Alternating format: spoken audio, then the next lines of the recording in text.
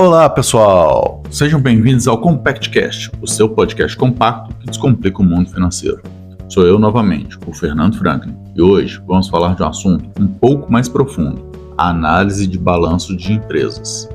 Muita gente acha que esse assunto é só para quem já está investindo em grandes valores, mas saber analisar um balanço muitas vezes serve inclusive para sua vida fora dos investimentos. Me lembro de quando eu trabalhava nos suprimentos da Vale, e por diversas vezes o pessoal lá me pediu para avaliar um balanço de uma empresa que seria contratada para fornecer algum tipo de serviço para a Vale. E sabe por quê? Porque a condição financeira da empresa indica muitas coisas, inclusive se ela vai ter condições de atender, afinal, ela precisa pagar os empregados dela para depois receber de você, e se as coisas começarem a desandar, pode ter certeza, a conta ficava muito mais cara. É um erro achar que a contratação só pelo menor valor é o melhor caminho, mas isso é um assunto para um outro dia. Quando você analisa os balanços das empresas, para padronizar, acabamos usando alguns indicadores. No caso dos investimentos, eu costumo seguir uma ordem. Primeiro, eu olho o PL, que é o preço da ação dividido pelo lucro por ação. Um indicador simples que me mostra de forma direta em quanto tempo o lucro da empresa vai ser capaz de pagar o preço atual. Então, digamos que o PL tenha dado 100.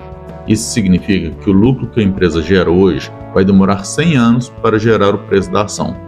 Ou seja, eu vou morrer e não vou receber o que investi.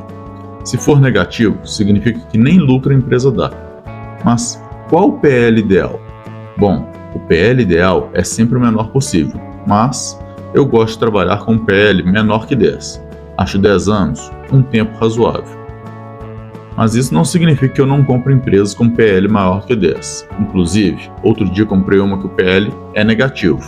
Porém, eu faço isso com um valor menor e por base de outros pontos que fogem ao balanço. No caso, foi uma análise que vi sobre o setor que achei interessante e resolvi arriscar um pequeno pedaço do meu patrimônio.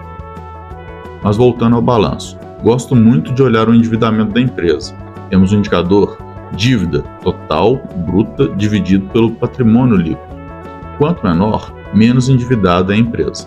Porém, cada setor tem uma média de endividamento, então comparar empresas é fundamental. Mas, nesse caso da dívida, eu gosto de dar uma olhada muito mais em relação à evolução da dívida. E quando eu olho a evolução e vejo uma dívida aumentando, a primeira coisa que verifico é se o ativo dela também aumentou. Uma coisa é a empresa aumentar sua dívida pois está investindo, ou seja, seu ativo aumenta também. Outra coisa é porque ela não está conseguindo pagar as contas e ela está precisando recorrer a empréstimos. O próximo número que passa a olhar é o lucro líquido, que também observa a direção que ele está indo. E aí, na sequência, já dou uma olhada no dividend yield da empresa, que nada mais é do que o percentual pago em proventos em relação ao preço da ação. Mas por que eu olho isso? Pois além da empresa dar lucro, eu quero entender se ela me paga ou se ela reinveste os lucros. Por exemplo, pegando das 10 maiores empresas do Ibovespa de hoje, a Petrobras está com um dividend yield de mais de 19%, enquanto a VEG apenas 1,7%. A Petrobras não é uma empresa que está investindo tanto em crescer, mas a VEG está. Então, para investir nessas empresas, você deve ter objetivos diferentes. O mesmo valeria para uma comparação da VEG com a Vale, que o dividend yield chega em quase 8%. Agora, isso não significa que você deve investir em uma e não na outra. Isso só significa que são modelos diferentes no momento atual.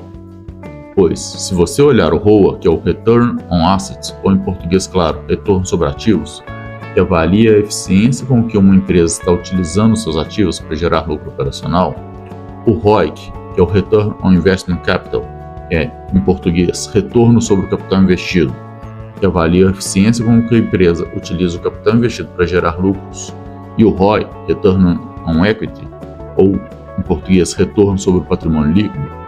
Os números esses três números, esses três indicadores, são números bem similares para as três empresas. Então, não importa se você está olhando o retorno pelo ativo, o retorno pelo patrimônio líquido ou o retorno pelo capital investido.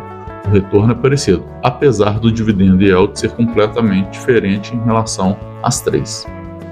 Então, em termos de balanço, Esses são os principais indicadores que eu vejo, mas existe algo além que muita gente não faz, é olhar as linhas intermediárias, ou até outras informações que saem nas divulgações de resultados, como por exemplo, no caso de bancos, olhar o PDD, que é a provisão para devedores duvidosos. No caso da Vale, olhar o status dos descomissionamentos de barragens. No caso da Eletrobras, seu PDV, o Programa de Demissão Voluntária. Percebe que às vezes a informação que eu citei tem relação com o setor, como o PDD, mas outras a relação é com o momento da empresa. Não é tão relevante olhar os comissionamentos de barragem de uma CSN Mineração, por exemplo, igual é de uma Vale. E o PDV tem grande impacto para empresas que estão se reestruturando. Então, na próxima vez que for investir, faça esse tipo de análise para você. Comece em um ponto, mas vai detalhando até você entender um pouco mais da empresa, para no final você realmente tomar uma decisão de investimentos embasada. Até a próxima!